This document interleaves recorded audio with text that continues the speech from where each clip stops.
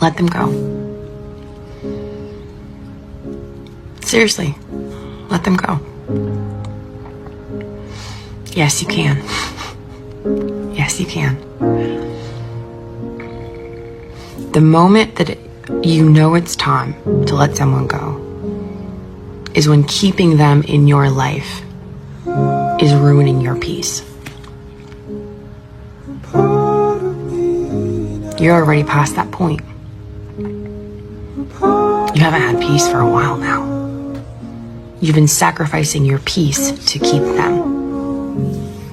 And it's time to stop. Your peace is more important than their presence. Wait for the person that adds to your peace, not takes it. And this person is not it. So let him go.